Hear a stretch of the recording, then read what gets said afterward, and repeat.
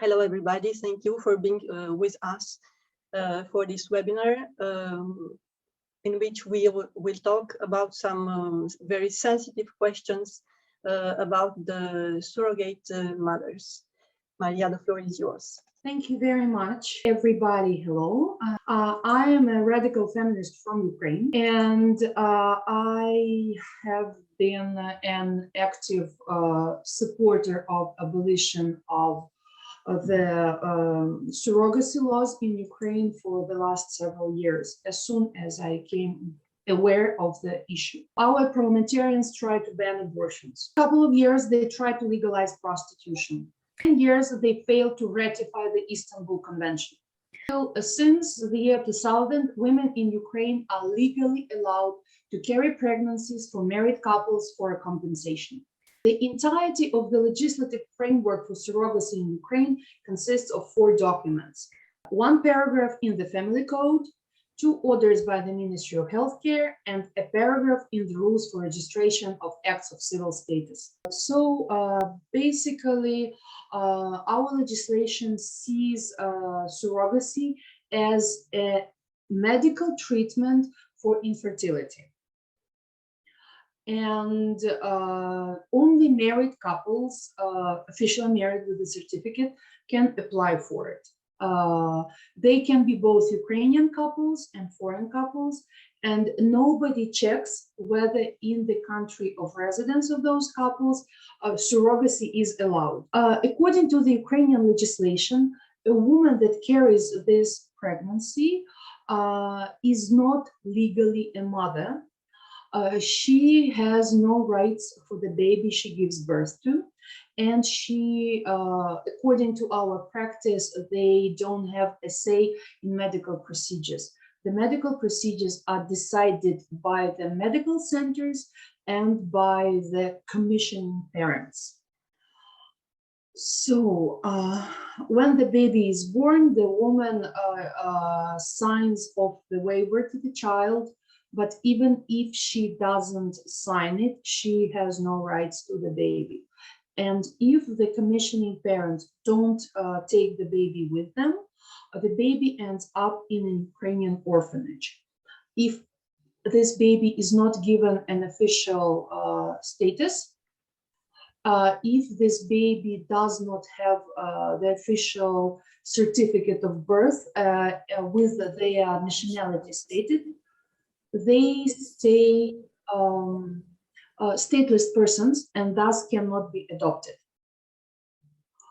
Then, what are the requirements for a woman? She has to have at least 1 child of her own. Childless women are not allowed into the program. They have to be younger than 35, and they are supposed to have no health issues. If she is married, she is required to produce a notary certified document from her husband that confirms that he does not mind her participation in the program. During the commissioned pregnancy, the woman is not allowed to have sex. Such requirements are usually written out in the contract that she enters into when she comes to the clinic. Even when they come for the initial consultation, a woman has to bring with her the entirety of her personal documents, the passport, her children's birth certificates, marriage certificate, and the contract that she enters with the clinic severely limits her freedoms. Practically, when they sign these contracts, they become, in practice, enslaved with very limited scope of decisions within their range. There was a case a couple of years ago. A well-off Ukrainian woman commissioned a pregnancy, and because she and her husband are vegetarians, they banned the woman that carried the child for them from eating meat for the entirety of her pregnancy. And she presented this in a detailed article that was published in a prominent pro-feminist resource as something very progressive, something to show off. I will offer you a couple of quotes from an actual contract a woman carrying a pregnancy for other people signed. She must report on her every move. She is supposed to meet with her child's genetic parents whenever they wish, but if they don't wish to contact her, she is not allowed to do so. She cannot swim, she cannot use public transport. She is obliged to coordinate all her actions. Some commissioning parents demand that the woman gives birth abroad because they don't trust Ukrainian maternity hospitals, and she is demanded to travel. What else? Yeah, just a second. So when the woman's own children fall sick, she is not allowed to tend to them. She is not even allowed to contact them personally. And if necessary, if the genetic parents or the clinic demand that she changes her place of residence, this can happen from the 5th month of her pregnancy. She is required to move to a designated place. We don't have the pregnancy hostels or places of stay. Usually the commissioning parents or the clinic would rent an apartment for 1 or 2 women that would stay together or live alone for the duration of the pregnancy. If she refuses to abort the pregnancy, if the potential parents demand so, she is required to reimburse all the medical procedures and all the funds spent on her pregnancy so far. Basically, this contract shows us that the child is an object to be produced and transferred, a commodity. And if the commissioning parents don't like the result, the child has the wrong color of hair, or too small, or weighs too little, there is no legal obligation for them to take the child with them. I would believe that this is nothing short of child trafficking. Based on estimates, there is no official data. Based on estimates, the number of children born through surrogacy in Ukraine is about 3,000 a year. Of them, only up to 10 are born to Ukrainian parents. This means that most of those clinics target foreigners, not Ukrainians. I already mentioned that if the parent's country doesn't allow surrogacy, it may become difficult for them to bring the baby with them to their country. There have been numerous such cases over the years. And as I said, if they are stateless in Ukrainian orphanages, they have very slim chances of being adopted at all. And if they have some disease or inborn defect, their chances are even lower than that. So there are about 45 clinics. Again, this is not official data. There is no official data on the issue. Activists calculated that there are about 45 clinics in Ukraine that offer such services to foreign clients. They are concentrated mostly in major cities like Kyiv, Kharkiv, Odessa, and Lviv. But they mostly recruit women from poorer oblasts and bring them to the major cities because they have all the facilities and all the medical equipment that is necessary for it. They are not very worried about the health of women they recruit. Not a lot of contracts have the insurance included for women's health. They offer no psychological counseling, no postnatal care. They get rid of the women as soon as possible. and they keep looking for young women willing to do this to get the money that they have little chances to earn otherwise. I have a photo of such advertisement placed on a lamppost in a poor region of a major city. I will just give you, it is in Ukrainian hryvnias. So for egg donations, the lowest benchmark is $1,500 for one procedure. And to the prospective surrogate mothers, they offer $27,000. For comparison, an average salary in state-funded sectors is $400. With Ukraine being invaded by Russia and with the population of internally displaced people with 1.5 million, we have no scarcity of people with little resources and who are desperate for a way to make better living for them and their children. And this is exactly the target group for clinics to engage in surrogacy.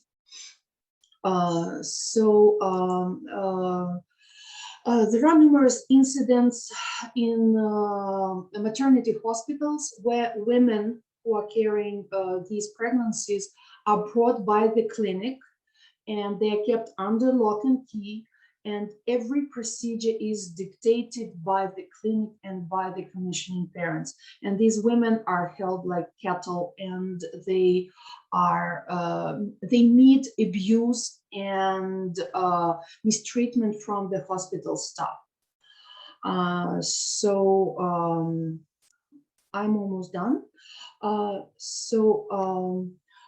There are cases when clinics take women abroad to give birth to reduce the bureaucratic load with child's birth certificate and citizenship. And during the COVID pandemic and lockdown measures, such travels became a source of anguish for such women, because they either had to leave their newborn babies before they were able to complete the paperwork, or they were stuck there without no way to get back to their children during the pandemic left in Ukraine. And pretty much the major point that I wanted to make, there is no data available on how these women's health is affected by these procedures and this experience, because nobody collects this data. This is what I wanted to share with you, and I thank you for your attention. Thank you very much, Maria. Thank you. Maria, can you tell us about Ukraine, how the government are informed about all this? Thank you. In Ukraine, the overall sentiment is in support of surrogacy, and the parliament has at least 3 different draft laws to regulate this sphere, and only the police and services that work against trafficking in human beings have been raising concerns, and Ukrainian women's organizations don't have a united front on that, unfortunately.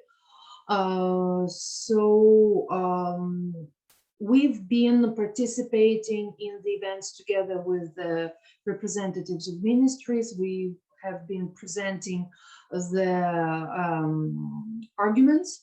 The problem is they see this as a very lucrative way to engage foreigners to come to Ukraine and spend money here. So there is a lot of first world, third world dynamics here. We try to speak to them, but they don't want to listen. Yes, Maria, and do this surrogate mother having trouble, having health problem, or having any sort of problem, where do they find help? Who can help them in Ukraine, either from the feminist organization or from any other human rights organizations? Mm-hmm. Thank you for the question. Basically, the major issue here is that Ukrainian women's movement is rather fragmented. The younger feminist initiatives are mostly concentrated on intersectionality, promoting LGBT communities' rights, although we have a very strong gay and lesbian organizations, and promoting sex work and other issues. And older feminists are up to their heads with combating attempts to ban abortions, to legalize prostitution, and surrogacy is not a very high priority because other issues take precedence. So women that have gone through surrogacy, usually, as far as I can tell, they look for support to other women with the same experience. They have closed online groups on Viber and other messengers. And there is at least one NGO in Ukraine that claims to be the NGO of women who are surrogate mothers and who want to be surrogate mothers, and they demand that surrogacy stays legal. So they can also turn to regular social services, but as far as I know, they usually don't unless they have some severe health issues. Thank you very much, Maria. Another question right now. Do you know how much a surrogate mother gets from a surrogacy? As there are so many brokers, intermediaries, clinics, and so on. What does she get really? What proportion of money does she get? The money that they are offered initially can start from $10,000 to $20,000, and the sum may increase if she carries more than one baby. But the parents, based on, well, there needs to be a separate research on that because there is not that much data on it in open sources. But what I've seen, it is maybe 1/4 of what the prospective parents are paying, because 3/4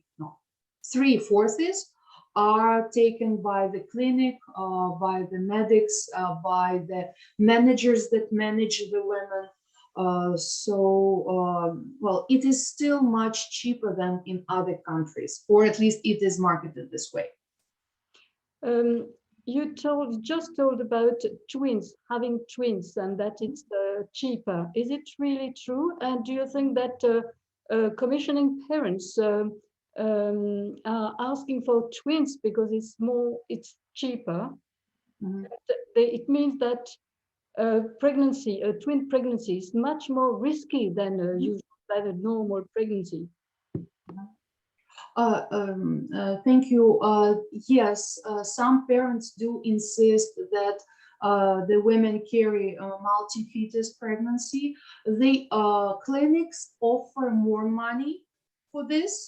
The sum that woman gets increases, but is still significantly cheaper than having two separate surrogate pregnancies.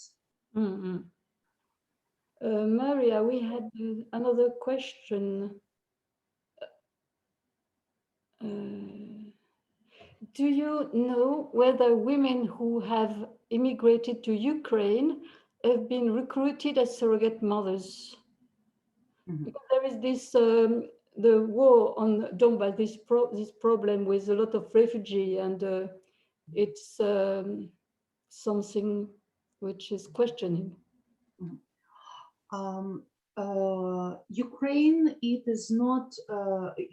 is not a very popular destination for immigration, even for refugees from war-torn countries.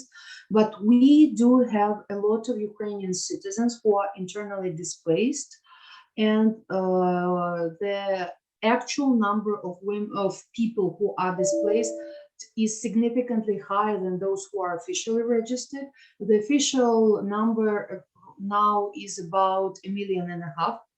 And yes, a lot of them have difficulties finding new jobs, getting their own apartments. So a lot of women who are IDPs are looking into ways to get into surrogacy, to be able to buy housing for their families. And they are targeted through online forums, through online groups, by the clinics. And I've been trying to find them on Facebook.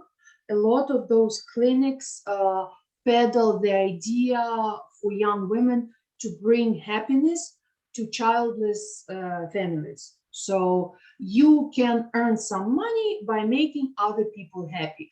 This taps into women's socialization, and it offers them a way to make such money that will not be able to earn through traditional means. So it is contributing to the growth of the gap between the poor and the rich. Thank you, Maria. It's very clear. It's very clear. I'm going to add something because we have an attendee who is adding something very, very interesting. She's saying that she is from West Africa, and she knows that women are often taken away from their family to be thrown into baby fabrics. They are just raped to produce babies. And I must say that we all also know the case in Senegal, women being captured to be raped and by people who sell the babies. It is something it's a very important hint here. As a coalition, we are starting a study. We are starting to study the link between migration and surrogacy, and what we learned from that is that there is nearly no difference between forced pregnancy and surrogacy. Nearly, there is only one difference, which is medical practices between the women and the commissioning parents, but otherwise it's the same to us. There isn't any more question. Maybe we can stop here. We have to thank everybody to be here today. Sheila, Maria, Anna, thank you for your time and for having spent your experience with us. Goodbye, everybody. Bye. Bye-bye, everybody. Bye. Ciao, ciao. See you soon.